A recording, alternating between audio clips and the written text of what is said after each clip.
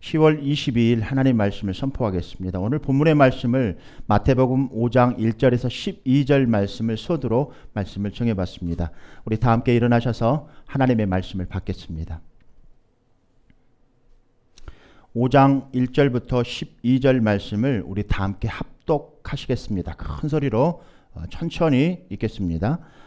예수께서 무리를 보시고 산에 올라가 앉으시니 제자들이 나온지라 입을 열어 가르쳐 이르시되 심령이 가난한 자는 복이 있나니 천국이 그들의 것이며 애통하는 자는 복이 있나니 그들이 위로를 받을 것이며 온유한 자는 복이 있나니 그들이 땅을 기업으로 받을 것이며 의에 줄이고 목마른 자는 복이 있나니 그들이 배부를 것이며 긍휼히 여기는 자는 복이 있나니 그들이 긍휼히 여김을 받을 것이며 마음이 청결한 자는 복이 있나니 그들이 하나님을 볼 것이며 화평하게 하는 자는 복이 있나니 그들이 하나님의 아들이라 일컬음을 받을 것이며 의를 위하여 박해를 받는 자는 복이 있나니 천국이 그들의 것임이라. 나로 말미암아 너희를 욕하고 박해하고 거짓으로 너희를 거슬러 모든 악한 말을 할 때에는 너희에게 복이 있나니 기뻐하고 즐거워하라. 하늘에서 너희의 상이 큼이라. 너희 전에 있던 선지자들도 이같이 박해하였느니라. 오늘은 산상수훈 서론 첫 번째 시간입니다. 여러분의 굳은 마음이 오늘 성령을 통해서 활짝 아주 그냥 깨끗하게 부드러워지는 그런 여러분의 밭이 되시기를 다시 한번 주님의 이름으로 축복드립니다. 그리고 성령께서 여러분 안에 들어오실 때 그 굳은 마음이 다 이렇게 풀어지면서 그것이 전신으로 이렇게 퍼져갈 수 있도록 여러분들의 의지, 여러분들의 자유의지를 이렇게 좀 내려놓으시고 여러분들의 고집들, 여러분들의 생각들 다 내려놓으시고 이 말씀을 받으셨으면 합니다. 산상수훈, 산상수훈, 산 위에서 가르침이라고 부르는 예수님의 가르침으로 유명한 말씀입니다. 예수님께서 공생의 초기 갈릴리 호수 주위 어느 한 산에 유대인 무리들에게 행한 설교입니다. 그런데 이 설교를 가리켜 수훈이라고 칭하는 까닭은 그 내용이 후세에 길이 전수되어서 많은 사람들이 교훈을 받을 수 있는 주옥 같은 말씀이기 때문입니다. 힌두 교도인 간디가 이 부분을 좋아하여 일평생 동안 삶의 규칙으로 삼았다는 확인은 못하였으나 이야기도 있습니다. 산상수훈 5장에서 7장까지의 중심 사상은 천국이라는 주제를 가지고 향해 나아갑니다. 마태복음 4장 23절의 말씀을 같이 읽겠습니다. 예수께서 온 갈릴리에 두루 다니사 그들의 회당에서 가르치시며 천국 복음을 전파하시며 백성 중에 모든 병과 모든 약한 것을 고치시니. 산상수훈 성경 말씀을 나누면서 나도 이런 신앙인이 되어야겠다는 다짐과 생각을 바꾸는 행복한 시간이 되시기를 다시 한번 주님의 이름으로 축복합니다.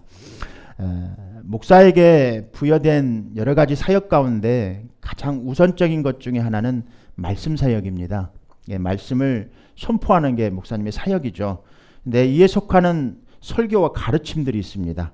다른 것들도 많이 있지만 제일 중요한 것은 설교와 가르침일 것입니다. 그런데 산상수훈을 보면은 5장부터 이렇게 보니까 입을 열어 가르쳐 가사사대 예수님께서 심령이 가난한 자, 또 애통하는 자, 또 온유한 자, 의에 줄이는 자, 긍휼히 여기는 자, 화평케 하는 자, 의를 위하여 핍박받는 자, 나를 인하여 너희를 욕하고 핍박하고 거짓으로 너희를 거스려 모든 악한 말을 할 때 너희에게 복이 있나니 기뻐하고 즐거워하라.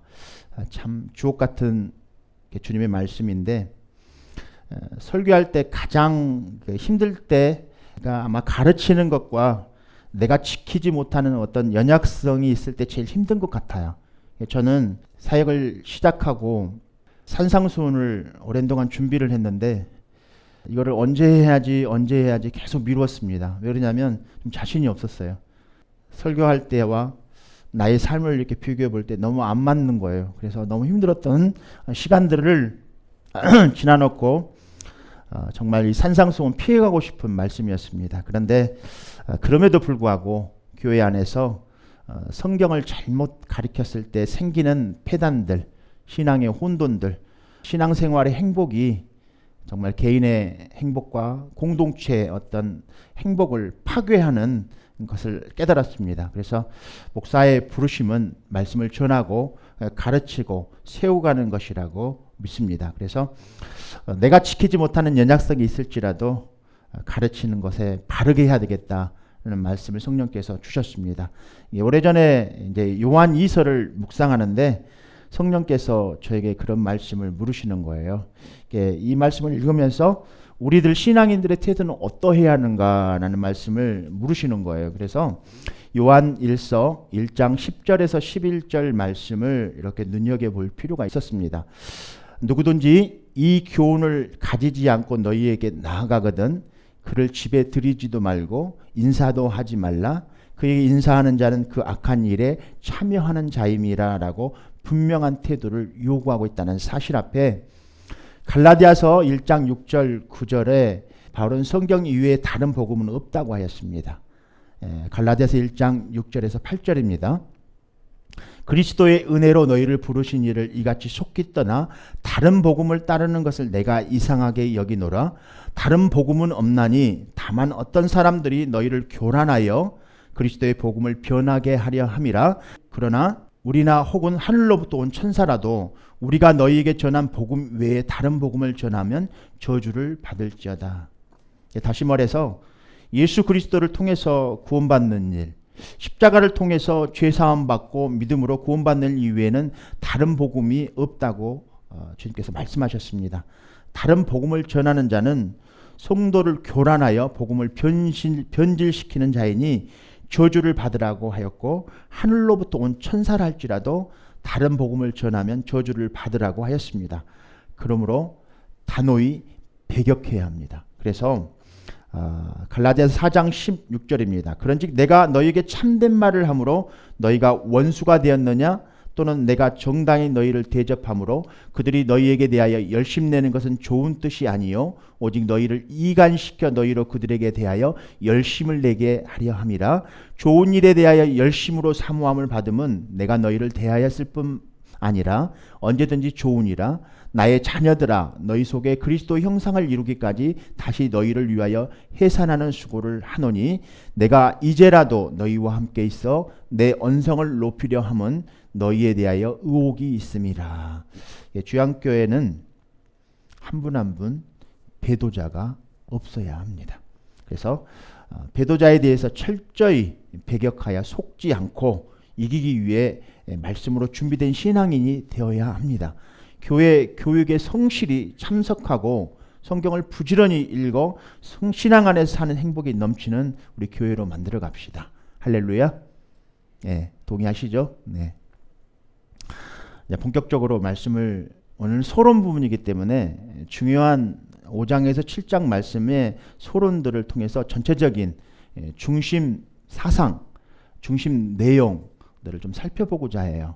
그래서 좀 시간이 길어질 수 있습니다. 이게 좀 릴렉스하게 여러분들 마음을 좀 평강 가운데 가지시고요. 다른 설교와는 좀 다른 예수님께서 산 위에서 앉으셔서 많은 무리들에게 이 말씀을 전했거든요.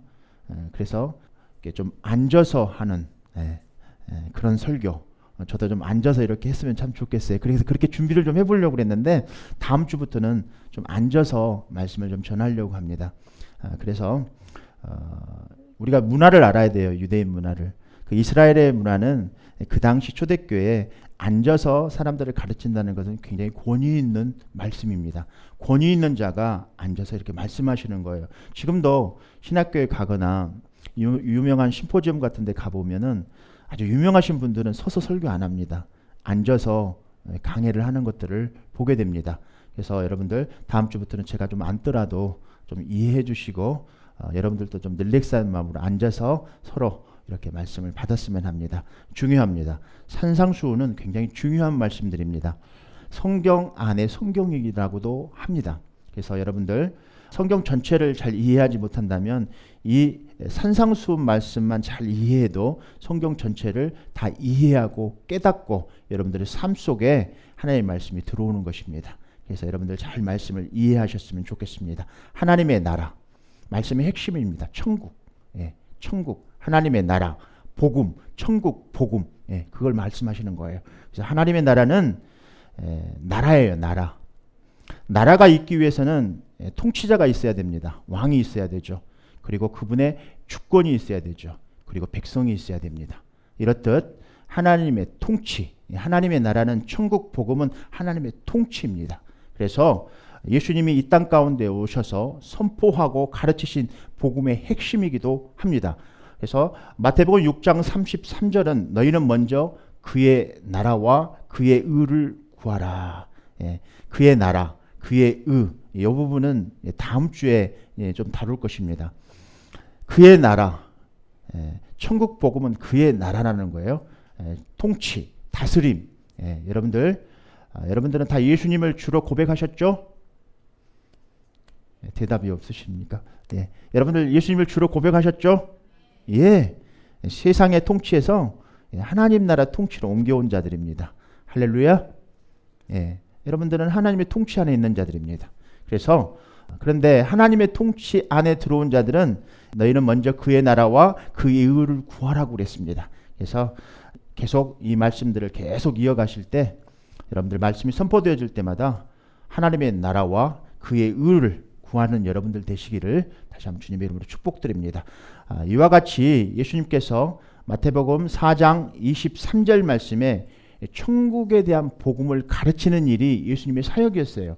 그리고 대부분 천국 복음을 전하면서 예수님께서 이 땅에 오셔서 무엇을 하셨냐면 병든 자들을 치유하셨어요. 천국 복음과 병든 자를 치유하는 것과는 정말 같은 문맥이에요. 뭐냐면 천국 복음은 통치예요. 하나님의 권위, 권세를 가지고 통치하는 거예요. 그러니까 병든 자는 당연히 이 땅에 천국 복음이 풀어지면 병든 자는 당연히 나아야 되는 거예요. 그게 정상입니다. 지금도 병든 자를 위해서 우리가 기도할 때, 병든 자를 위해서 예수님으로 선포할 때 천국 복음이 선포되어지면 즉시 나아야 되는 게 정상입니다. 여러분들, 우리 교회도 병든 분들이 많이 있죠. 저를 포함해서 병이 든 사람들이 있습니다. 예수님의 이름으로 선포하십시오.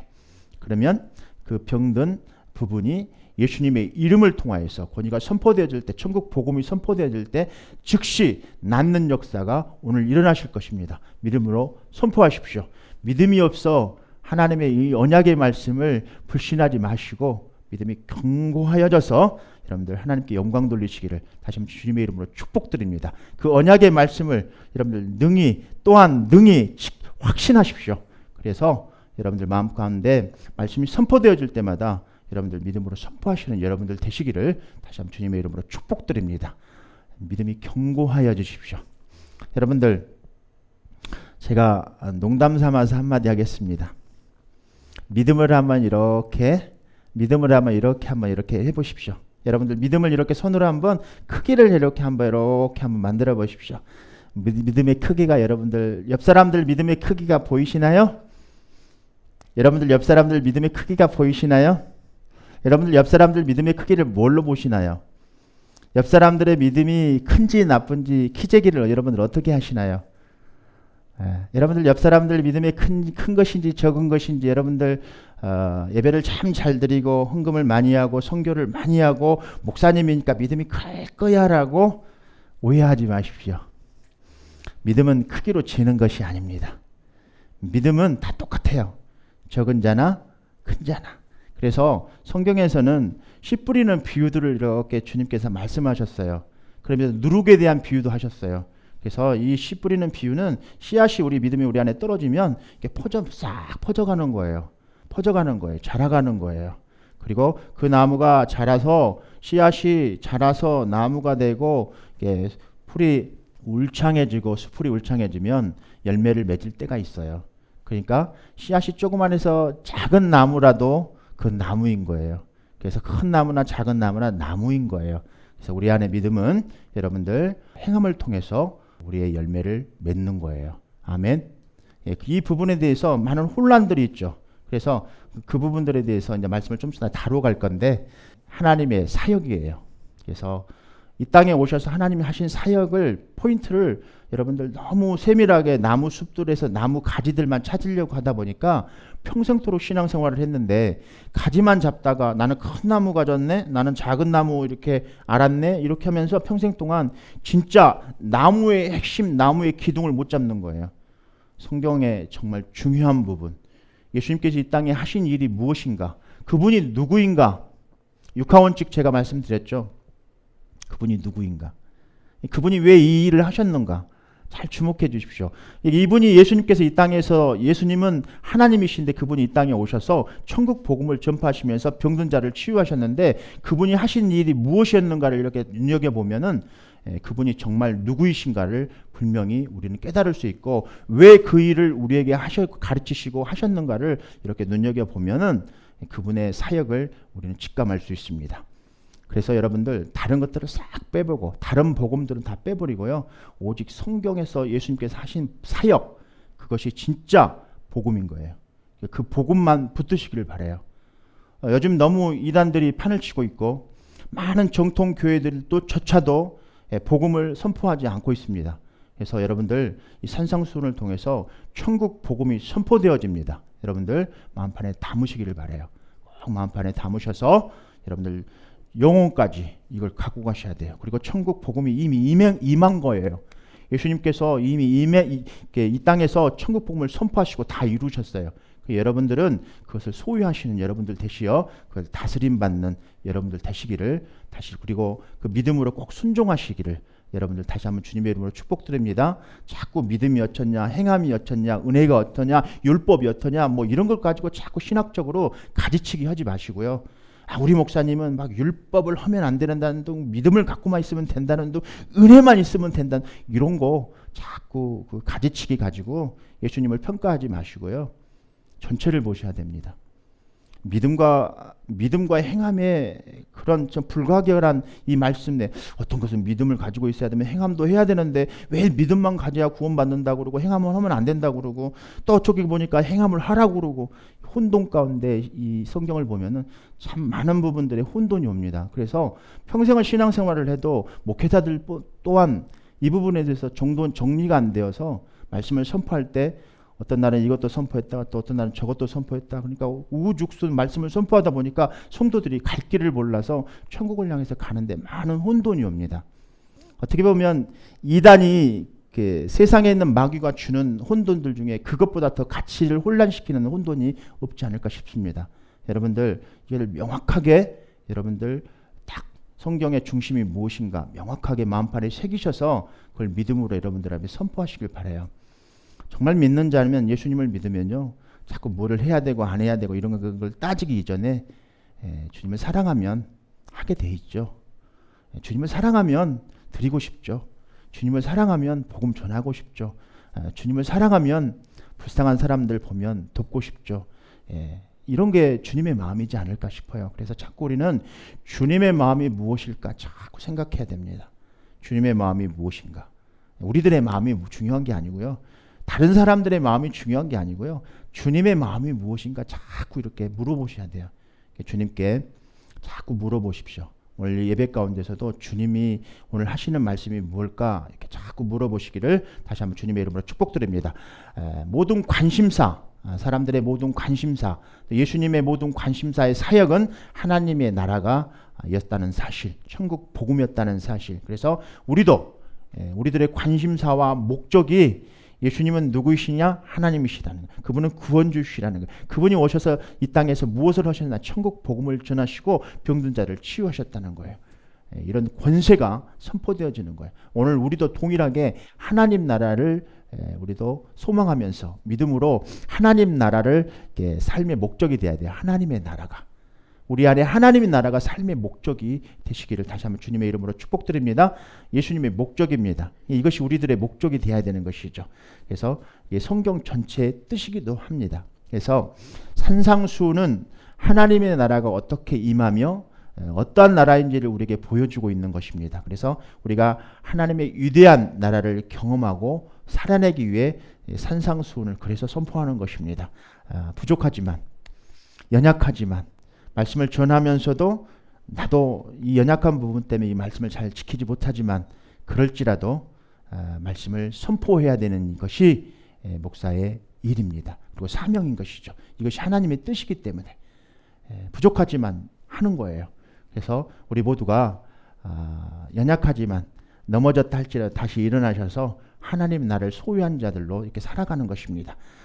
그래서 사복음서 중에서 마태, 마가, 누가, 요한을 제외한 마태, 마가, 누가를 공관복음서라고 합니다. 공관복음서.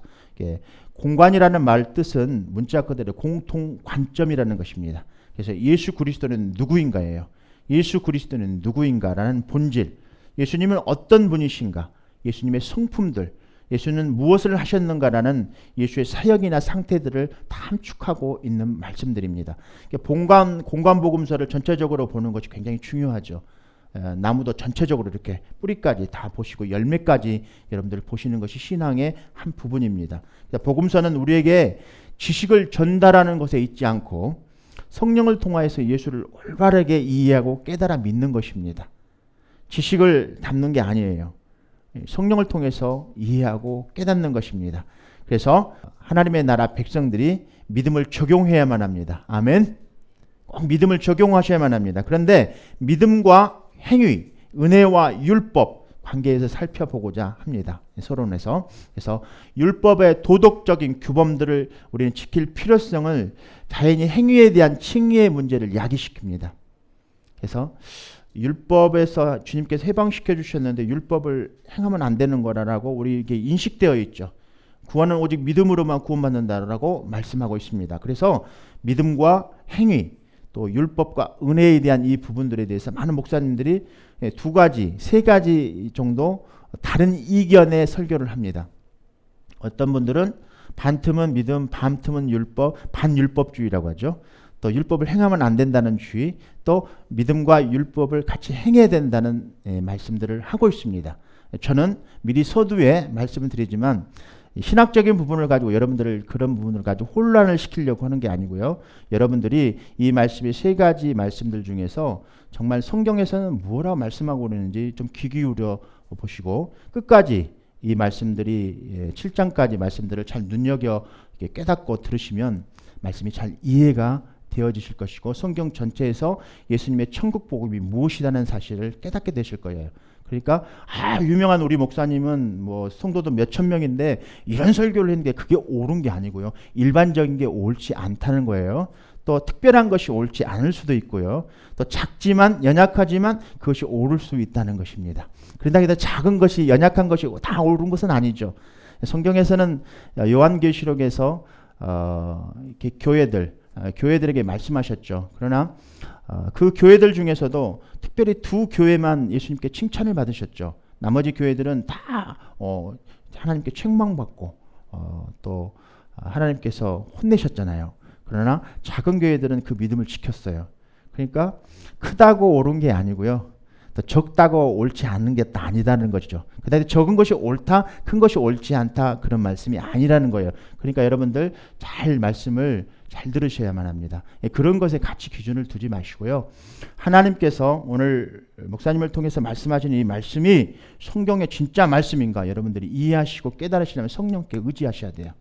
꼭 성령께 의지하시기를 다시 한번 주님의 이름으로 축복드립니다. 믿음과 행위, 은혜와 율법 이 관계들을 좀 조명해 보려고 해요. 자, 그러면 나갑니다. 첫 번째 볼 말씀은 야고보서예요. 좀 길어요. 성경의 야고보서를 한번 쭉 펴보십시오. 성경을 야고보서를 이렇게 펴보겠습니다. 야고보서 2장 14절부터 26절까지 말씀들을 이렇게 읽어보겠습니다. 내 형제들아 만일 사람이 믿음이 있노라 하고 행함이 없으면 무슨 유익이 있으리요? 그 믿음이 능히 자기를 구원하겠느냐? 만일 형제나 자매가 헐벗고 일용할 양식이 없는데 너희 중에 누구든지 그에게 이르되 평안히 가라, 덥게 하라, 배부르게 하라 하며 그 몸에 쓸 것을 주지 아니하면 무슨 유익이 있으리요? 이와 같이 행함이 없는 믿음은 그 자체가 죽은 것이라. 어떤 사람은 말하기를 너는 믿음이 있고 나는 행함이 있으니 행함이 없는 내 믿음을 내게 보이라. 나는 행함으로 내 믿음을 내게 보이리라 하리라. 내가 하나님은 한 분이신 줄을 믿느냐? 잘하는도다. 귀신들도 믿고 떠느니라. 아하, 허탄한 사람아, 행함이 없는 믿음이 헛것인 줄을 알고자 하느냐? 우리 조상 아브라함이 그 아들 이삭을 제단에 바칠 때 행함으로 의롭다 하심을 받은 것이 아니냐? 내가 보거니와 믿음이 그와 그의 행함과 함께 일하고 행함으로 믿음이 온전하게 되었느니라. 이에 성경에 이른 바 아브라함이 하나님을 믿으니 이것을 의로 여기셨다는 말씀이 이루어졌고 그는 하나님의 벗이라 칭함을 받았나니 이로 보건대 사람이 행함으로 의롭다 하심을 받고 믿음으로만은 아니니라. 또 이와 같이 기생 나합이 사자들을 접대하여 다른 길로 나가게 할 때에 행함으로 의롭다 하심을 받은 것이 아니냐. 26절입니다. 영혼 없는 몸이 죽은 것 같이 행함이 없는 믿음은 죽은 것이니라. 야고보서는 24절에 사람이 행함으로 의롭다 하심을 받고 믿음으로만은 아니니라라고 말씀을 주장합니다. 그런데 반면에 바울은 로마서 3장 28절에 그러므로 사람이 의롭다 하심을 얻은 것은 율법의 행위에 있지 않고 믿음으로 되는 줄 우리가 인정하노라라는 말씀에 사실 야고보의 말씀과 이게 바울의 말씀이 모순되는 것처럼 보입니다. 그러나 야고보는 바울과 야고보의 믿음은 믿음이라는 말을 다른 방식으로 사용하고 있기 때문에 모순이 아니라는 것입니다. 야고보는 가르침은 말로는 어떤 가르침에 동의하지만 마음이 변화되어 하나님을 신뢰하거나 하나님을 기뻐하는 것이 결여된 마음을 비판하고 있는 거예요. 19절에서 지적인 믿음을 질책하고 있는 것입니다. 지식으로만 알고 행하지 않는 믿음들, 이것을 믿음이 아니라는 거예요. 신앙 고백만 하고 예수님을 지적으로 예수님을 알아서 신앙 고백만 하고 행위는 전혀 따르지 않는 믿음은 가짜 믿음이라는 것을 말씀하고 있는 거예요. 그래서 야고보서 2장 19절에서 내가 하나님은 한 분이신 줄을 믿느냐? 잘하는도다. 귀신들도 믿고 떠는다고 말하고 있는 거예요. 지적인 동의, 구원이 아니라 구원하는 믿음은 마음의 변화와 관련이 있다는 거예요. 여러분들 마음을 한번 손을 한번 얹어 보시겠습니다. 믿음은 마음의 변화가 오는 거예요. 마음의 변화. 그래서 성령의 내주하심과 성령의 임하심을 통해서 우리가 변화되는 거예요.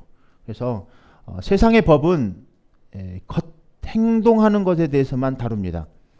우리가 마음으로 죄 짓는 것은 죄가 아니에요. 그러나 성경은 마음으로 지은 죄에 대한 중요성을 마음으로부터 시작된 것으로 나가는 거예요. 밖에서 안으로 들어와서지만 안에서부터 다시 나가는 것이 우리의 믿음입니다. 그래서 예를 들어서 형제가 자매가 궁핍한데 가난한 자를 도우려고 이렇게 하는 것들, 그런 마음이 어디서부터 옵니까? 밖에서 오는 게 아니잖아요. 우리 마음에서부터 오는 것입니다. 야고보서 2장 15절 말씀들을 읽어보면 만일 형제나 자매가 헐벗고 일용할 양식이 없는데 너희 중에 누구든지 그에게 이르되 평안히 가라, 덥게 하라, 배부게 하라 하면 그 몸에 쓸 것을 주지 않으면 무슨 유익이 있겠습니까? 지금 형제자매가 주위에서 아프고 병들어 있는데 배고파하는데 복음을 전포하고 좀 먹을 거라도 이렇게 좀 싸주거나 도네이션을 호주머니에서 꺼내서 도네이션을 해줘야 되는 것이 맞는 거지. 그분에게 복음을 전하는 것이 맞지 않는 거예요. 진짜 복음은 먹을 것을 일단 배부르게 먹여놓고 궁핍해 있는데 복음을 전하고 배부르라 이렇게 말로만 이렇게 권면하는 것은 믿음이 아니라는 거예요. 그래서 많은 부분도 우리가 살아가면서 실수하는 것들을 보게 됩니다. 아더 핑크, 유명한 신학자죠. 팔복 중에서 온유함에 대해서 자기 고집을 부리지 않는 것이라고 말해요. 자기 고집을 부리지 않는 것이 온유함이라고 합니다. 그러나 조나단 에드워드, 다 청교도 신앙인들인데 그리스도인 되는 것은 성품의 변화로 보았습니다. 그리고 로이드 존슨 같은 유명한 신학자는 본성의 변화로 이렇게 보았습니다. 산상수훈을 대하는 우리들이 이것이 굉장한 중요한 포인트입니다. 그래서 흔히 사람들은 종교적인 열심, 진리에 대한 지식, 외적인 경건의 모양을 신앙이라고 생각합니다. 하지만 그리스도인이 된다는 것은 악한 본성으로부터 벗어나는 것을 의미합니다. 이러한 신적 변화는 오직 성령 하나님으로 말미암아 진리를 통해서만 이루어집니다. 이러한 내적 변화를 통해 다른 사람을 시기하고 또 미워하고 괴롭히는 악한 본성을 가진 사람이 그 내면의 변화가 이루어져 가지고 생내적인 착함이 아닌 하나님의 선하심을 반영하는 새로운 피조물로서 거듭나는 거예요. 그래서 그런즉 누구든지 그리스도 안에 있으면 새로운 피조물이라 이전 것은 지나갔으니 보라 새 것이 되었다라는 거죠. 우리 엄마 뱃속에서 한번 태어나는데 다시 새롭게 되는 것이 뭐 이렇게 새롭게 됩니까? 더 늙어가는 우리들의 모습, 예쁜 모습 다 없어지고 주름만 늘어가는 우리들의 모습 속에서 새로운 변화, 본성의 변화, 새로운 피조물에 대한 말은 이게 본성의 변화를 말씀하고 있는 것입니다. 그래서 구원하는 믿음의 바울도 이와 같은 비슷한 말을 했습니다. 그래서 바울은 신자들이 선행을 통해서 천국에 들어갈 수 없다고 주장합니다. 모든 사람이 하나님의 의에 이르지 못하였기 때문에 아무도 구원을 받을 수 없다고 주장했습니다. 바울의 주장입니다. 디도서 2장 14장입니다. 그가 우리를 대신하여 자신을 주시면 모든 불법에서 우리를 속량하시고 우리를 깨끗하게 하사 선한 일을 열심히 하는 자기 백성이 되게 하려 하심이니라. 믿음은 구원에 이르게 하는 유일한 통로입니다. 믿음은 구원에 이르게 하는 유일한 통로예요. 믿음을 통해서만 우리 구원에 이르를 수 있어요. 그래서 로마서 10장 9절 10절 우리 함송하고 있잖아요. 예수님을 주라 시인하고 부활하신 하나님께서 예수님을 부활하시게 하신 그 하나님을 믿는 것이 구원이라고. 믿음은 마음에서 이르러 의에 이르고 입으로 시인하여 구원에 이르느니라라고 말씀하셨어요. 그래서 마음으로 믿어 입으로 시인하는 것이 구원받는다라고 우리는 생각하고 있어요. 그래서 행동을 아무렇게나 해도 된다라고 생각해서는 안 된다는 거죠. 그러나 구원을 받을 때 예수님을 내 안에 모셔드릴 때 오직 선한 행동, 성품, 육정, 요한복음에서는 그렇게 말씀하시잖아요. 영접하는 자 곧 그 이름을 믿는 자들에게 하나님의 자녀가 되는 권세를 주셨다고. 그래서 혈통으로나 육정으로나 감정으로는 하나님을 믿을 수 없다라고. 혈통, 육정, 감정. 그래서 부흥회 같은 데 갈 때 감정이 막 복받쳐 오르죠. 찬양할 때 우리 복받쳐 오르죠. 좋은 찬양들 나오면 우리 좋게 들으라고 하는 거 아니죠. 주님께 올려드리는 거잖아요. 주님께. 우리의 것들을 다 빼버리고. 우리는 죽었으니까. 십자가에 의미하는 바가 그런 거죠. 십자가는 예수님이 자기 자신조차도 하나님이신 자기 자신조차도 하나님이신 자기조차도 자기를 비워버렸어요. 자기는 아무것도 없는 존재로 죽은 것입니다. 하나님 앞에 순종하는 거죠. 그리고 하나님께서 그를 죽은 자 가운데서 다시 살리신 거죠. 이와 동일한 믿음이죠. 하나님의 통치는 그 십자가의 그 은혜를 우리가 그냥 거저받은 거예요. 믿음으로. 그러나 거저받은 이 신앙을 그냥 행동을 아무렇게나 해서는 안 된다는 거예요.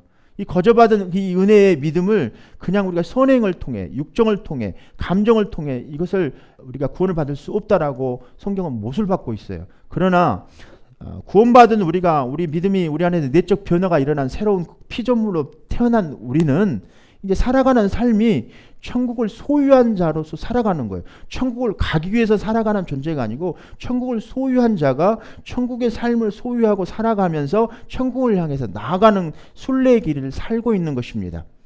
이렇듯 많은 그리스도인들은 오늘 팔복에 대해서 5장에서 서두에서 나오고 있죠. 팔복. 복에 대한 얘기들을 계속 말씀하고 계십니다. 복에 대한 근본 개념을 우리는 바꾸셔야 돼요. 그러니까 구약에서는 복 받는 일이죠. 복에 대한 개념들이 구약에서는 굉장히 많이 나옵니다. 하나님의 말씀을 믿으니 복이 가정에 생육하고 번성하고 충만하고 다스리는 축복들이 많이 아브라함을 통해서 믿음의 복들이 구약의 이스라엘 민족들에게 임했죠. 그럼에도 불구하고 이스라엘 백성들은 하나님의 말씀을 순종하지 않습니다. 반복해서 죄짓고 반복해서 순종하고 반복해서 회개하고 이런 일들을 살다가 하나님 나라를 가는 분도 계셨고 못 가는 분들도 계셨습니다. 이렇듯 우리 인생사는 이렇게 환난, 핍박 가운데서 종말의 삶을 살아가고 있는 거예요. 그러니까 십자가 사건은 그런 종말의 삶의 스타트, 시작인 것입니다. 그리스도의 믿음의 삶은 십자가의 삶의 스타트가 시작되는 거예요. 그 은혜가 옴으로써 시작되는 겁니다. 근데 은혜는 우리가 달라고 해서 주는 게 아니고요. 우리가 구하고 할 때 억지로 얻어내는 것도 아니고요. 하나님이 주셔야만 하는 거예요. 하나님이 임하셔야만 하는 거예요. 하나님의 마음에 우리 마음을 열어서 들어오셔야만 하는 겁니다. 하나님이 강권적인 거예요. 그래서 그때는 우리는 알지 못해요. 그때는 우리는 알지 못합니다. 그래서 돌 같은 우리들의 마음을 자꾸 이 환난과 시련과 핍박을 통해서 자꾸 이거 갈아서 뾰족하고 모난 부분들, 시기, 질투, 미움, 욕망, 용서, 불용 이런 것들이 그런 핍박과 환난을 통해서 계속 다듬어져 가는 거예요. 그러니까 여러분들 핍박받고 있거나 질병 가운데 있거나 환난 가운데 있거나 많은 사람들도 미움받고 있거나 그리스도를 복음을 전하다 핍박받고 있거나 정말 가정 안에서 예수 믿는다는 이유 하나로 직장에서 가정에서 또 여러 사회단체들로부터 핍박받고 있다면 그것은 축복이라는 거예요. 그러나 구약의 축복은 복받는 것이 가장 큰 것이었어요. 그래서 그 복을 믿음을 통해서 하나님의 말씀을 믿고 순종할 때 그래서 613가지가 되는 율법이 이렇게 있었죠. 그래서 그것을 지키려고 했죠. 지켜서 얻어지는 게 아니고 하나님의 말씀을 순종할 때 정말 마음으로부터 오는 신앙, 믿음의 신앙, 고백, 자기 것을 다 내려놓는 낮아지는 순종, 그런 온유함을 통해서 또 애통하는 마음을 통해서 심령이 가난한 자를 통해서 의에 줄이고 다 그런 사람들이 내려앉는 거예요. 그러니까 이런 일들은 단숨에 이루어지는 것들이 아니에요. 우리 신앙은 그냥 한번 거듭났다고 그게 거듭난 게 아니에요. 그 거듭남을 통해서 계속 나무가 자라가야 되는 거예요. 어린아이가 자라가야. 우리가 온전해지기까지 자라가야 돼요. 예수님의 온전해지기까지. 그러나 어떤 또 신학자들은 우리는 온전해질 수 없다는 거예요. 예수님만이 온전하니까 우리는 온전해질 수 없다고 가르칩니다. 성경은 그런데 온전해지기까지 자라가라고 그랬어요. 그러니까 그것은 그냥 온전해지기까지 자라가야 되는 거예요. 성경을 어떻게 보는가? 성경의 해석들 우리는 눈여겨서 잘 깨닫고 잘 들어야만 합니다. 많은 부분들 지금 시험과 환난의 때 제일 지금 2017년 지금 현재 어려운 상황 가운데 있는 것들을 보면은 복음의 변질입니다. 복음이 변질됐어요. 많은 목회자들, 많은 교회가 타협하고 세상과 타협하고 우상과 타협하고 교리에 타협하고 이런 것들에 타협해가지고 전혀 복음을 폭발적으로 이렇게 성령의 폭발적인 역사가 일어나지 않는 거예요. 요즘 여러분들 지나다니면서 복음 한번 전해보십시오. 예수 믿고 천국 가십시오라고 하면 천국이 어디 있어? 너나 잘 믿어? 귓방귀도 안 끼는 거예요. 복음 전하려고 옆 사람들 복음 한번 전해보세요. 맨 교회 흉이나 보고 교회 욕이나 하고 교회 갔더니 맨 싸움판만 하더라. 교회 갔더니 맨 헌금만 뜯어가고 교회 갔더니 맨 봉사만 시키고 뭐 이런 것만 하는 거예요. 교회에서 수십 년 동안 다녔는데도 불구하고 교회의 본질이 뭐냐고 물어보면 대답을 잘 하지 못합니다. 예수님이 누구시냐고 물어보면 대답을 잘 하지 못하는 거예요. 너와 자기와 예수님과의 관계가 어떤 관계냐고 물어봐도 대답을 하지 못하는 거예요. 당신의 예수님은 누구이십니까? 라고 물어보면 대답을 하지 못하는 거예요. 예수님이 어느 정도 그냥 너무 값싼 예수님으로 떨어져 버렸어요. 그래서 복음이 정말 십자가의 그 은혜, 정말 부활의 그 은혜, 이것에 대한 신앙의 변질이 지금 설교 강단에서 이루어지고 있습니다. 그래서 여러분들 안에 십자가의 그 은혜와 부활의 신앙이 다시 여러분들 안에 되살아나기를 다시 한번 주님의 이름으로 축복드립니다. 이게 부르심이에요. 여러분들의 부르심 목적이에요. 이 복음 전하라고. 이제 이게 지금 산상수훈의 간략한 메시지입니다. 십자가의 은혜, 부활의 은혜를 통해서 믿음으로 거듭난 자들이 행함을 통해서 천국 나라 복음을 향해서 나아가는 거예요. 그래서 핍박받고 환난받는데 그 속에서도 정말 주님을 향해서 그런 심령을 가지고 복음을 전하라는 거예요. 그래서 마태복음의 끝 부분을 한번 이렇게 눈여겨보십시오. 무엇을 하라고 예수님께서 제자들에게 명하셨어요? 복음 전하라고. 내 이 권세를 너희에게 주겠나라고. 이 권세를 가지고 가서 복음 전하라고. 그런데 이 땅에 있는 말씀 전하는 많은 사람들을 보면은 지식은 왕창 들어있는데 권세가 없어요. 권세가. 말씀을 했는데도 안 낫는 거예요. 기적을 선포하는데도, 주님의 말씀을 선포하는데도 말씀의 변화가 일어나지 않는 거예요. 여러분들의 마음이 얼마만큼 돌같이 굳어져 있고 목회자들이 얼마만큼 하나님 앞에서 무릎 꿇고 기도하지 않는가를 보여주는 현상입니다. 하나님의 능력을 구하지 않는 거예요. 하나님의 능력을 믿음으로 선포하지 않는 거예요. 내가 이거 말씀 선포했다가 안 나왔으면 어떡하지? 두려운 거예요. 이미 사단에게 마음을 뺏겨가지고 복음을 선포하면 두려운 거예요. 그러니 복음을 선포하는데 두려운데 어디 가서 목회자가 강단에서 나가서 세상에 나가서 복음을 선포하면서 두려운데 성도들은 오죽하겠습니까? 그래서 우리들은 이걸 회복해야 돼요. 하나님의 말씀에 권세가 있다는 사실을 우리 선포해야 돼요. 우리들에게 그 말씀의 권세를 주신 거예요. 우리 안에 예수님이 오셔서 살아계시고 역사하시는데 그 말씀을 선포할 때 우리 입술을 통해서 주님의 권세가 나가는 거예요. 능력이 나가는 거예요. 그래서 병든 자가 낫는 것입니다. 이것이 천국에 대한 복음입니다. 천국에는 병든 자가 없어요. 천국에는 슬픔, 근심, 시기, 질투가 없는 거예요. 천국을 소유한 자들은 시기, 질투, 근심 그런 두려움이 없는 거예요. 예수님이 계시는데 두려울 게 뭐가 있습니까? 세상이 우리를 두렵게 겁박하고 힘들게 할지라도 그것은 축복이라니까요. 이렇듯 구약의 축복과 신약의 축복은 이 축복이 가장 큰 것이에요. 구약에서는. 그러나 신약의 축복은 예수님이에요. 이걸로 바뀌는 거예요. 그래서 여러분들이 신앙이 그 축복된 신앙이 그러니까 뭐 돈이나 많이 벌고 명예나 늘어가고 재산이 부유해지고 자식들이 잘 되고 뭐 이런 것들도 축복의 하나에 이루어지만 이건 세상의 축복의 방법입니다. 세상의 축복의 방법이 교회에 들어와서 그 가치로 둔갑한 거예요. 사단이 교묘하게 속이는 것들입니다. 우리는 잘 못 되어도 예수 믿고 있으면 되는 거예요. 우리가 배우자들을 선택할 때도 직장을 선택할 때도 이 곳에 가서 복음을 선포하는 곳이어야 되는 거예요. 근데 좋은 곳, 복음을 선포할 수 없는 것은 좋은 곳이 아니에요. 그곳에서 나를 핍박한다 할지라도 그곳에 복음을 선포해야 되는 거예요. 이것이 예수 믿는 자들의 삶입니다. 천국을 소유한 자들의 삶인 거예요. 애통하는 삶은 믿음이 어떠냐, 행위가 어떠냐, 율법이 어떠냐, 은혜가 어떠냐 이것이 옳고 그름을 따지는 내용이 아니에요. 믿는 자는 당연히 행하는 거예요. 이것이 성경에서 말씀하는 중심 사상입니다. 천국은 그러한 거예요. 우리의 마음의 성품의 변화가 일어나는 사람들은 행동에 이걸로 나타나는 거예요. 영혼, 몸을 자꾸 나눠가지고 육신이 그러니까 영혼은 구원받고 육신은 구원받고 이런 것들 다 쓸데없는 것들이에요. 영혼, 몸은 하나예요. 하나. 그래서 우리 안에 예수님이 들어오시면 육신은 그 성령의 법에 의해서 그 사망의 법이 질 수밖에 없는 거예요. 이미 예수님께서 승리하셨기 때문에 사망의 권세를 다 깨트려 버렸기 때문에 다 이기는 거예요. 다 이겨놓으셨어요. 싸움을 이겨놓으신 싸움에서 우리는 그 안에 들어가서 사단 권세자들에게 사단 명령하는 거예요. 예수의 이름으로 예수님이 너를 사단 권세를 깨트려서 무적행에 가둬버렸는데 네가 무슨 힘이 있냐는 거예요. 그러나 권세는 깨졌을지라도 지금 마귀는 지금도 살아 역사해요. 그러니까 마귀가 우리 안에 들어오면 시기, 질투, 미움 이런 것들이 금방 생겨나는 거예요. 불쌍한 마음도 들지 않는 거예요. 그냥 세상의 욕심으로 가득 차게 되는 거예요. 육신의 생각으로 가득 뚫뚫 묵혀서 육정으로 감정으로 혈통으로 살아가게 돼 있는 거예요.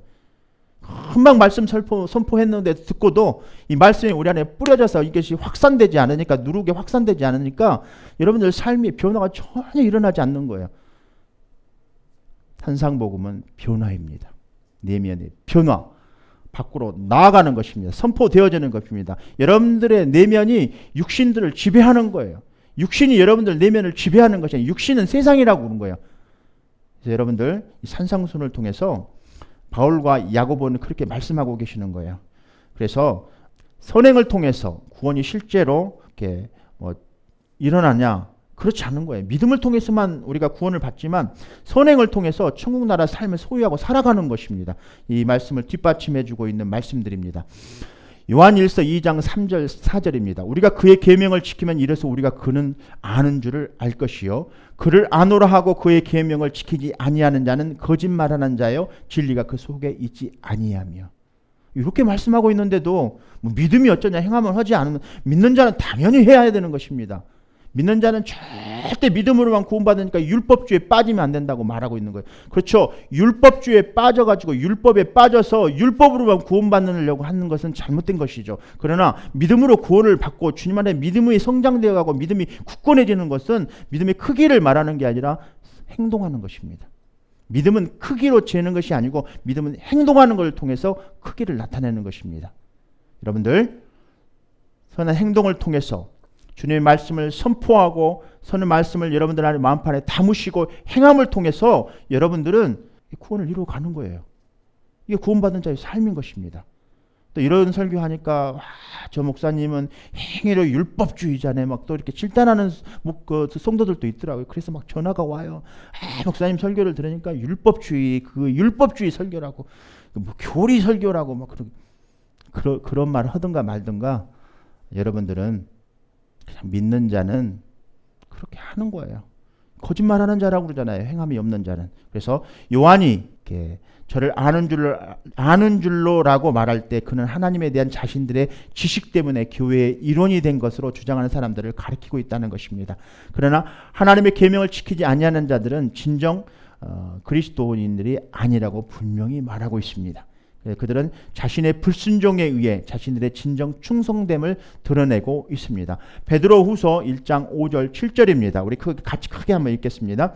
그러므로 너희가 더욱 힘써 너희 믿음의 덕의 지식을, 지식의 절제를, 절제의 인내를, 인내의 경건을, 경건의 형제 우애를, 형제 우애의 사랑을 더하라. 10절입니다. 그러므로 형제들아 더욱 힘써 너희의 부르심과 택하심을 굳게 하라. 너희가 이것을 행한즉 언제든지 실족하지 아니하리라. 우리를 부르신 목적은 부르심에 행하게 하려고 하는 거예요. 이런 믿음의 덕에 형제 우애, 믿음의 절제 이런 것들을 행하게 하려기 위해서 우리를 부르신 거예요. 아멘.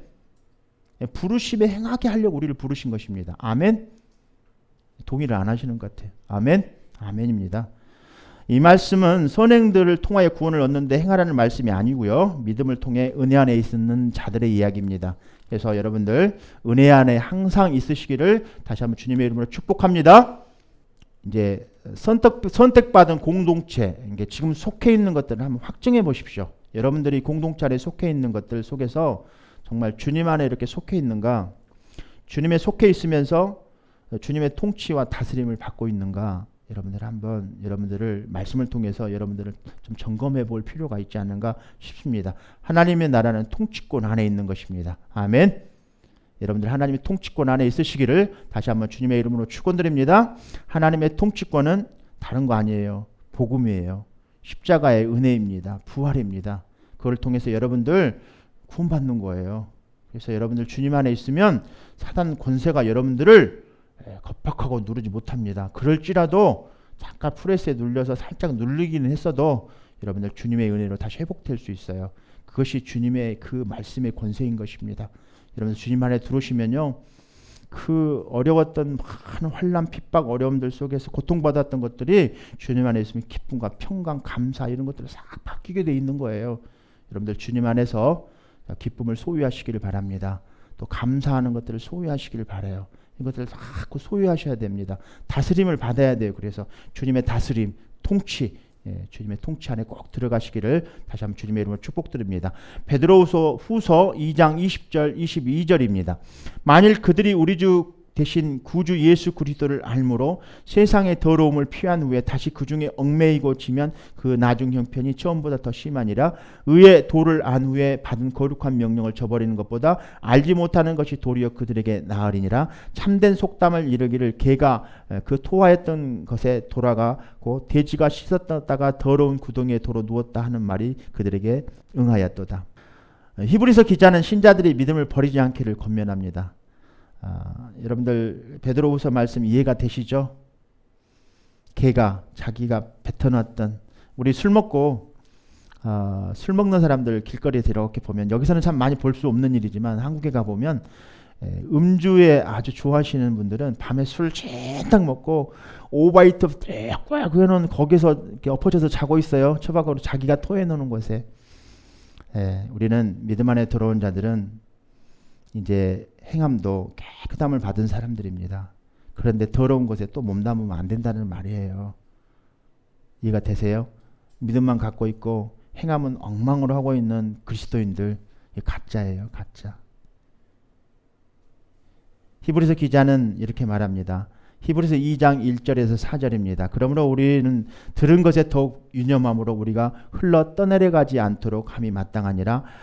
천사들을 통하여 하신 말씀이 견고하게 되어 모든 범죄함과 순종하지 아니함이 공정한 보응을 받았거든 우리가 이같이 큰 구원을 등한히 여기면 어찌 그 보응을 피하리요. 이 구원은 처음에 주로 말씀하신 바요 들은 자들이 우리에게 확증하는 바니 하나님도 표적들과 기사들과 여러 가지 능력과 및 자기의 뜻을 따라 성령이 나누어 주신 것으로서 그들과 함께 증언하셨느니라. 어떤 히브리서를 강의하시는 신학자 교수님들은 뭐 이거를 뭐 일시적인 상급을 잃어버리는 것이라고 이렇게 일시적인 형벌에 대해서 주장하고 있는데 그렇지 않습니다. 이런 설명은 변명에 불과한 거예요. 변명입니다. 변명. 그래서 히브리서 기자는 영생을 경험한 사람들이 끝까지 믿음 안에서 인내할 것을 주장합니다. 히브리서 3장 14절입니다. 우리가 시작할 때 확신한 것을 끝까지 견고히 잡고 있으면 그리스도와 함께 참여한 자가 되리라. 여러분들 꼭 인내하시기를 다시 한번 주님의 이름으로 축복드립니다. 넘어지셨다면 다시 일어나십시오. 하나님의 보호하심과 인도하심이 있으실 것입니다. 요한계시록 저자도 동일한 말씀을 계속하고 있어요. 한 구절만 더 보겠습니다. 요한계시록 14장 10절에서 12절입니다. 그도 하나님의 진노의 포도주를 마시리니 그 진노의 잔에 섞인 것이 없이 부은 포도주라. 거룩한 천사들 앞과 어린 양 앞에서 불과 유황으로 고난을 받으리니 그 고난의 연기가 세세토록 올라가리로다. 짐승과 그의 우상에 경배하고 그의 이름 표를 받는 자는 누구든지 밤낮 쉼을 얻지 못하리라 하더라. 성도들의 인내가 여기 있나니 그들은 하나님의 계명과 예수에 대한 믿음을 지키는 자니라. 짐승을 따르는 자들에 대한 하나님의 진노, 영원한 형벌을 받게 될 것이라고 말씀하고 있어요. 그래서 신자는 인내하고 하나님의 계명을 지키도록 요구하고 있는 것입니다. 마태도 의의 삶을 사는 사람들이 천국에 들어갈 것을 강조하고 있습니다. 그래서 여러분들 요한계시록을 제가 강의하면서 말씀을 드렸습니다. 자꾸 어디서 무엇이 어떻게 자꾸 이거 보지 말라고. 이것을 너무 보다 보니까 자꾸 그것이 무엇이냐, 어떻게 했냐, 그것이 어디서 그랬냐, 자꾸 가지들만 이렇게 알다가 진짜 주님을 모르고 가버리는 경우가 많아요. 믿음이 어떠냐, 행함이 어떠냐, 은혜가 어떠냐, 율법이 어떠냐, 이거 자꾸 따지다가 진짜 본질을 놓쳐버릴 수 있는 겁니다. 누구냐는 거예요. 성경에서 말하는 분이. 누구입니까? 성경에서 말하는 분이. 하나님이 말씀하신 뜻이 무엇입니까? 하늘의 뜻이 이 땅에 이루어지는 것이 무엇입니까? 예수님 아닙니까? 예수님. 예수는 그리스도이십니다. 아멘. 예수는 메시아예요. 예수는 하나님이십니다. 예수는 왕이십니다. 믿으십니까? 그래서 여러분들 삶 속에 자꾸 무엇이 어떻게 어디서 이거 자꾸 이런 거 이렇게 하다 보면 여러분들 변질될 수 있어요. 그래서 여러분들 누구냐는 거예요. 예수님이 왜 이 땅에 오셨냐는 거예요. 그것에서만 초점을 갖춘다면 어디서 무엇이 어떻게 이건 자동적으로 따라가게 돼 있는 거예요. 아멘. 성경을 보실 때 자꾸 누가 이 말씀을 하나님이 말씀하신 이 말씀이 누구냐는 거, 왜 이 말씀을 하셨냐는 거, 예수님이 이 땅에 오셔서 왜 이 일을 하셨냐는 거예요. 누구를 위해서? 이제 그럼 누구를 위해서 이 일을 하셨냐는 거예요. 우리를 위해서, 죄인들을 위해서 이렇게 하셨다는 거예요. 하나님이신 그분이 이 땅에 오셔서 왜 십자가에서 죽으셔야만 했는 거예요. 우리를 위해서 죽으셨다는 거예요. 우리를 위해서 다시 살아나신 거예요. 하나님이. 하나님이신 것을 증거하기 위해서. 그럼 우리 그것을 믿는 거예요. 그리고 믿고 행하는 것입니다. 여러분들 삶 속에 정말 바리새인들, 서기관들 뭐 이런 사람들 되면 안 돼요. 우리는 바리새인이 되어서는 안 됩니다. 서기관이 되어서는 안 됩니다. 행함을 또 강조한다고 해서 바리새인이 되면 안 돼요. 예를 들어서 이런 거예요. 우리가 그리스도인이니까 이제 거듭났고 구원받았으니까 창조의 삶을 살아요. 하나님이 창조한 질서 위에서 삶을 삽니다. 거룩한 삶을 삽니다. 그래서 교회에서 헌금도 좀 많이 하고 기도도 좀 많이 하고 헌신도 좀 많이 합니다. 오랜 동안 신앙생활을 했습니다. 그래서 기도 생활에 충만해지니까 은사도 많이 받습니다. 이렇다 보니까 교회 안에서 믿음이 굉장히 큰 것처럼 다른 사람들을 질책합니다. 야, 그 믿음이 없어가지고 왜 그렇게 행하냐? 야, 저건 믿음도 없어가지고 저렇게 행하냐? 이건 다 사단이 주는 것들입니다. 하나님 나라 소유한 사람의 마음이 아닌 거예요. 우리는 어떤 사람입니까? 그럼에도 불구하고 죄를 짓잖아요. 그럼에도 불구하고 목사인데도 불구하고 죄를 짓잖아요. 그렇게 우리는 연약한 사람들이에요. 그렇지만 우리는 연약하지만 예수는 강하시기 때문에 능력, 권세자, 하나님 왕이시고 그분은 이 땅에 다스리는 자, 통치자이시고 그분 안에 들어가면 우리가 보호가 되는 거예요. 그분 안에 들어가면 보호가 되는 거예요. 그래서 6월절에 그 어린 양 피가 그 문설주에 바르니까 그냥 패스오브 넘어가게 되는 거 아닙니까? 우리도 예수님 안에 들어오니까 그냥 예수님께서 그 피로 보혈로 우리를 덮어주시니까 죄의 그 사망 권세자들이 우리를 지나가는 거 아니겠습니까? 우리가 특별히 뭐 선행을 많이 해서 행함을 잘해서 봉사를 많이 해서 목회를 잘해서 성도로서 뭐 높은 칭송을 받아서 좋은 교회 다니니까 그거 아니라는 거예요. 예수 안에 있으니까 그냥 보호를 받는 거예요. 하나님이 그렇게 말씀해 주셨으니까 그분은 하나님이시니까 그걸 믿는 것입니다. 마태복음 5장 20절입니다. 내가 너희에게 이르노니 너희 의가 서기관과 바리새인보다 낫지 못하면 결국 천국에 들어가지 못하리라. 분노입니다. 마태복음 5장 21절 22절입니다. 옛사람에게 말한 바 살인하지 말라. 누구든지 살인하면 심판을 받게 되리라 하였다는 것에 너희가 들었으나 나는 너희에게 이르노니 형제에게 노하는 자마다 심판을 받게 되고 형제에 대하여 나가라 하는 자는 공회에 잡혀가게 되고 미련한 놈이라 하는 자는 지옥불에 들어가게 되리라. 이제 간음에 대해서 말하고 있습니다. 마태복음 5장 27절에 30절입니다. 간음하지 말라 하였다는 것을 너희가 들었으나 나는 너희에게 이르노니 음욕을 품고 여자를 보는 자마다 마음에 이미 간음하였습니다. 만일 내 오른눈이 너로 실족하게 하거든 내어버리라. 내 백체 중 하나가 없어지고 온몸이 지옥에 던져지지 않는 것이 유익하며 또한 만일 내 오른손이 너로 실족하게 하거든 찍어내버리라. 내 백체 중 하나가 없어지고 온몸이 지옥에 던져지지 않는 것이 유익하니라. 천국에 들어가는 것은 주여 주여 하거나 다만 하늘에 계신 아버지의 뜻대로 행하는 자들만 천국에 들어갈 것이라고 말씀하고 있습니다. 마태복음 7장 1절입니다. 나더러 주여 주여 하는 자마다 다 천국에 들어갈 것이 아니요 다만 하늘에 계신 내 아버지의 뜻대로 행하는 자라야 들어가리라. 불법을 행하는 자들은 예수님께서 떠나갈 것을 명령받게 될 것입니다. 불법을 행하는 자들. 마태복음 7장 23절 13절입니다. 그때 내가 그들에게 밝히 말하되 내가 너희를 도무지 알지 못하니 불법을 행하는 자들아 내게서 떠나가라 하리라. 그러나 끝까지 견디는 자는 구원을 얻으리라. 순종과 선행을 천국에 들어가는데 필수 불가결한 것으로 성경은 강조하고 있습니다. 우리가 성령의 충만함을 받고 성령님을 모시고 살 때 하늘나라 백성인 우리가 말하는 것과 행동하는 것이 성령으로 말미암아 열매를 맺게 되는 것입니다. 성령의 동적 역사는 사람이 살아가는 방식에 영향을 미칩니다. 그래서 선행이 결여되어 있다면 그 사람이 하나님의 백성의 일원이라는 것이 의심스러운 것입니다. 성령의 역사는 한 사람의 삶에 영향을 미칠 뿐더러 그 성령의 능력으로 율법을 이룰 것입니다. 아멘. 율법을 완전히 지킬 수는 없지만 우리가 그러나 성령이 신자들의 삶에서 귀중한 열매를 맺게 하실 것입니다. 아멘. 그래서 예수님은 마태복음 5장 17절, 18절, 19절, 20절에 이렇게 말씀하고 있습니다. 내가 율법이나 선지자를 폐하려 온 줄로 생각하지 말라. 폐하려 온 것이 아니요 완전하게 하려 함이라.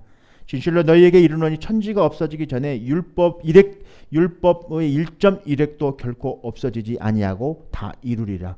19절입니다. 그러므로 누구든지 이 계명 중에 지극히 작은 것 하나라도 버리고 또 그같이 사람을 가르치는 자는 천국에서 지극히 작다 일컬음을 받을 것이요 누구든지 이를 행하여 가르치는 자는 천국에서 크다 일컬음을 받으리라. 내가 너희에게 이르노니 너희 의가 서기관과 바리새인보다 더 낫지 못하면 결코 천국에 들어가지 못하리라. 완전케 하다. 17절에 완전하게 하려 합니다. 이 말의 대조적인 말은 폐하다, 폐지하다, 무효로 하다는 말인데 예수님은 그 목적이 율법이나 선지자를 폐지하기 위한 것이 아니라 18절에 보니까 과장법적인 언어로 18절의 말씀을 강조하고 있는 거예요. 그래서 율법의 가장 작은 부분이라 해도 천지가 없어지기까지 혹은 모든 일을 이루기까지 유효하다는 말입니다. 자, 주님께서 예수님이 십자가에서 돌아가실 때 주님께서 하시는 말씀이 있으셨죠. 율법의 유효기간을 나타내고 있는 거예요. 언제부터입니까? 십자가 사건. 언제까지? 천지가 없어지기 전까지.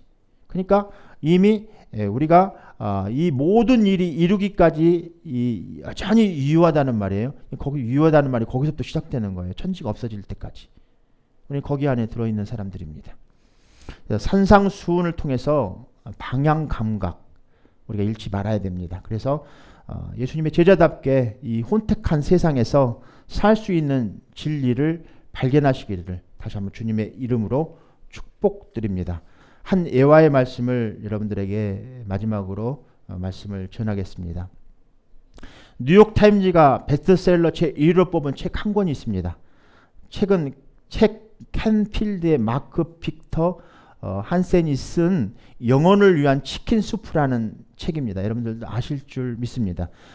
별칭으로 영혼이 얼어붙은 사람들을 위한 책입니다. 그 책 내용 중에 이런 이야기가 있습니다. 수잔 앤더슨이라고 하는 34살 된 아주머니가 있었습니다. 직장 여성이었는데 의사의 오진으로 인해서 눈이 실명하게 됩니다. 졸지에 소경이 된 앤더슨은 마음이 괴로웠습니다. 1년 동안 치료받은 다음에 마냥 집에만 있을 수가 없어서 다시 직장을 찾아 나섭니다. 마침 알맞는 직장을 찾아 출근하게 되었는데 직장에 출근할 때마다 버스를 탔는데 남편이 항상 동행해 주었습니다. 공교롭게도 군인인 남편의 직장과는 정반대에 있었는데 남편은 일찍 출발해서 아내를 직장으로 데려다 준 후에 자신의 직장으로 출근을 했습니다. 이렇게 앤더슨은 소경으로서 생활을 적응해 가고 있었는데 그런데 어느 날 남편이 앤더슨에게 이렇게 말했습니다. 여보, 내가 늘 이렇게 당신을 출근시켜 줄 수가 없구려. 시간이 너무 많이 들기도 하고 어차피 언젠가는 당신 혼자 다녀야 되지 않겠어? 그러니 오늘부터는 혼자 출근하면 어떻겠소? 남편의 말을 들은 앤더슨은 마음이 언짢고 너무나 아팠습니다. 그래서 나를 데려다 주는 것이 이제는 귀찮아요? 지겨우냐고? 내가 살아있는 게 이렇게 불편해요? 라고 이렇게 물어봅니다. 그렇게 하면서 짜증을 냅니다. 남편은 그런 뜻이 아니라 당신이 오해하고 있다고 하면서 그러면 내가 지금처럼 계속 도와주겠다고 했지만 이미 화가 나고 실망한 앤더슨은 아니라고 나 혼자 간다고 하고서 혼자 출근을 했습니다. 하루 이틀이 지나고 거의 보름 동안 혼자 출근을 했습니다. 그러던 어느 날 출근 때면 늘 타는 운전버스 기사가 이렇게 말합니다. 아주머니 참 복이 많으세요. 부럽습니다. 아니 제가 이렇게 시각장애인인데 내가 뭐 이렇게 부럽습니까? 라고 물어봅니다. 아닙니다. 아주머니가 버스에 내려 저 사무실에 들어갈 때까지 저 밖에 잘생긴 군인 남자가 당신을 매일같이 지켜보고 있습니다. 그리고 당신이 들어갈 때 손을 흔들었습니다. 앤더슨은 깜짝 놀랐습니다. 남편이 나를 혼자 보내두고 뒤따라오면서 안전하게 가고 있는지를 지켜보고 있다는 것을 울고 또 울었습니다. 하나님의 보호하심은 이와 같습니다. 여러분, 우리 눈에 보이지 않고 만져지지는 않지만 하나님은 자기 자녀들의 성도들을 세상에 홀로 보내지 않습니다. 주님은 승천하시면서 제자들에게 볼지어다 내가 세상 끝날 때까지 너희와 항상 함께 있으리라고 약속하셨습니다. 비록 우리가 하나님의 육신의 눈으로는 볼 수는 없지만 우리를 눈동자같이 보호하시고 인도하십니다. 세계적인 부흥 강사 빌리 그레이엄 목사님께가 사역을 같이 하시는 분인 가운데 킴 윅스라는 맹인 여성이 있었습니다. 한국인이며 한국 전쟁 때 실명을 했고 고아원에서 자랐는데요. 어떤 미군 중사의 도움으로 미국에 가서 인디아나 주립대학에서 공부하고 또 오스트리아 성악을 수업하며 훌륭한 성악가가 되었습니다. 이러한 그녀가 예수를 믿고 집회 때마다 자신의 삶에 대한 간증을 했는데 그녀의 간증 속에 이렇게 고백합니다. 사람들은 장님인 나를 인도할 때 저 100m 전방에 뭐가 있다고 말하지 않습니다. 단지 앞에 물이 있으니 건너뛰라고 말하고 층계가 있으니 발을 올려놓으라고만 합니다. 나를 인도하시는 분은 내가 믿고 한 걸음씩 걸음을 옮기기만 하면 나를 인도하는 분이 성실할 때 나는 내가 가고자 하는 목적지에 꼭 도착을 합니다. 하나님이 우리를 인도하는 방법도 이와 같습니다. 우리는 장래를 알지는 못합니다. 오늘 무엇을 해야 할 것인가를 보이시는 그 하나님께 믿음으로 순종하면서 오늘을 살면 하나님께서 다음 날도 또 그 다음 날도 인도하셔서 마침내 내 생애를 하나님이 약속하시고 계획하신 그곳에 도달케 하실 것입니다. 우리 욕심 부리지 않고 지금 주시는 그 하나님의 은혜에 감사하면서 한 걸음씩 주님을 따르면서 끝까지 우리 생애를 인도하셔서 약속하신 하나님의 나라에 이루게 하실 것입니다. 아멘. 우리 다음 시간에 계속 말씀을 이어서 산상수훈을 말씀을 전하도록 하겠습니다. 여러분들의 가정과 직장과 여러분들의 삶 속에서 환난과 어려움 가운데 있다 할지라도 하나님의 보호하심과 인도하심이 분명히 있습니다. 우리가 하나님의 말씀을, 언약의 말씀을 믿고 이 말씀에 순종하면서 천국을 소유한 자로서 천국의 삶을 살아가셔서 하나님 나라에까지 가시는 여러분들 되시기를 다시 한번 주님의 이름으로 축복합니다.